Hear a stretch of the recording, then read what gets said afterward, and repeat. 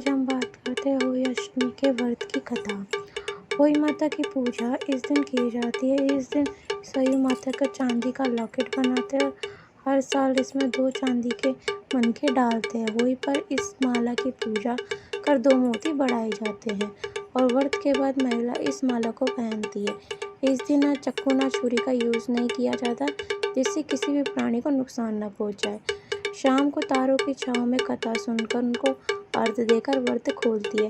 होली अष्टमी का व्रत की कथा भी सुनी जाती है। आइए बात करते हैं होली अष्टमी की पूजा की। होली अष्टमी के व्रत इस प्रकार है कि एक समय की बात है, एक साहूकार था जिसके 7 बेटे और 7 बहुएं थी। इस साहूकार की एक बेटी भी थी। दिवाली पर वह मायके आई थी। दिवाली से पहले दिए बनाए जाते थे, तो घरों की 7 बहुएं दीपक के लिए मिट्टी लाने बाहर गई थी। ऐसे में नंद भी उनके साथ चली गई। दिवाली पे पहले कार्तिक बंदी अष्टमी को 7 बहुएं अपनी इकलौती नंद के साथ जंगल में मिट्टी लेने गई। जहाँ से वह मिट्टी खोद रही थी, वहीं साहू सही की मादा थी। अचानक धोखे से मिट्टी खोदते समय नंद के हाथ से सही का बच्चा मर गया। इससे साहू को गुस्सा आया और साहू ने कहा कि मेरे बच्चों को तूने मारा, अब मैं तेरी कोख बांध दूंगी। तब नंद अपनी 7 भाभियों से प्रार्थना की कि तुम मेरे से कोई मेरा बदले अपनी कोख बनवा ले। सभी भाभियों ने अपनी कोख बनवाने से मना कर दिया, लेकिन सबसे छोटी भाभी सोचने लगी अगर मैं कोख ना बनवाऊंगी तो सासू जी नाराज हो जाएंगी। ऐसा सोचकर नंद के बदले छोटी भाभी ने अपनी कोख बंधवा ली। इसके बाद जब उसे जो बच्चा होता 7 दिन बाद मर जाता। एक दिन साहूकार की स्त्री ने पंडित जी को बुलाकर पूछा कि क्या बात है, मेरी बहू की संतान 7वें दिन क्यों मर जाती है। तब पंडित जी ने बहू से कहा कि तुम काली सौरैया गाय की पूजा किया करो। उनको बताया कि दरअसल काली गाय साहू माता की भैली है, वह तेरी कोख छोड़ तो तेरा बच्चा भी जिएगा। छोटी बहू ने पूरी लगन से गाय की सेवा की। वो गौ माता के उठने से पहले ही वहाँ की सफाई कर जाती थी। एक दिन गौ माता बोली, मेरे जागने से पहले कोई रोज़ मेरी सफाई कर जाता, सो आज देखूंगी। गौ माता खूब तड़के जगी तो क्या देखती है कि साहूकार के बेटे की बहू उसके नीचे की सफाई आदि कर रही थी। इससे गौ माता प्रसन्न हुई और बोली कि मैं तुझसे प्रसन्न हूँ, तुझे जो चाहिए वो मांग ले। तब साहूकार की बहू बोली, साहू माता तुम्हारी बहेली है और उन्होंने मेरी कोख बांध रखी है, उनसे मेरी कोख को खुलवा दो। गौ माता ने कहा, अच्छा। तब तो गौ माता 7 समुद्र पार अपनी बहेली के पास उसको लेकर चली।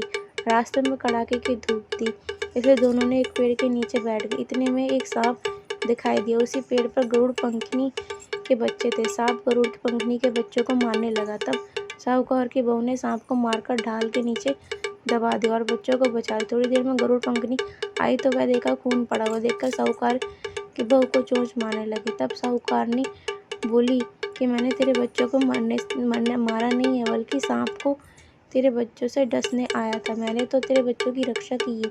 इससे गरुड़ पंखनी खुश हुई और बोली कि क्या मांगती हो, जो मांगोगी वही मिलेगा। वह बोली, 7 समुद्र पार सरयू माता रहती है, मुझे तो उनके पास पहुंचा दे। तब गरुड़ पंखनी ने दोनों को अपनी पीठ पर बिठाया और सरयू माता के पास पहुंचा दिया। सरयू माता ने उन्हें देखकर बोली कि आ बहन, बहुत दिनों बाद आई। फिर कहने लगी कि बहन मेरे सिर पर जूं पड़ गई है। तब सरयू ने कहा कि साहू की बहू ने सिलाई से उनकी जुएं निकाल दी। इस पर सरयू माता प्रसन्न हुई और बोली कि तेरे 7 बेटे और 7 बहुएं हैं। साहूकार ने बोली कि मेरे तो एक भी बेटा नहीं है, 7 कहाँ से आएंगे। सरयू माता बोली, वचन दिया है, वचन से फिरूंगी तो नहीं। धोबी के कुंड पर कवारी हूँ। तो सब साहू की बोली कि माता मेरी कोख तो तुम्हारे पास बंधी पड़ी है। इस पर माता ने कहा कि जा, तेरे घर में तुझे 7 बेटे और 7 बहुएं मिलेंगी। तू जाकर उचबन कर और 7 ओही बनाकर कढ़ाई कर।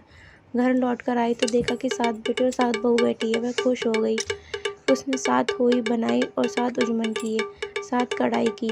दिवाली के दिन जेठानी आपस में कहने लगी, जल्दी जल्दी पूजा कर लो, कहीं छोटी बच्चों के याद में रोने ना लगे। काफ़ी देर तक रोने की आवाज़ नहीं आई तो जेठानी ने बच्चों को भेजा। बच्चों ने देखा और आपस में जाकर कहने कि चाची तो मांड रही है, खूब उजमन कर रही है। सुनते ही जेठानी दौड़ी दौड़ी उसके घर गई और जाकर पूछने लगी कि तुम्हारी कोख कैसे छूटी। वह बोली, तुमने जो कोख बंधवाई नहीं, मैंने तो बांध ली।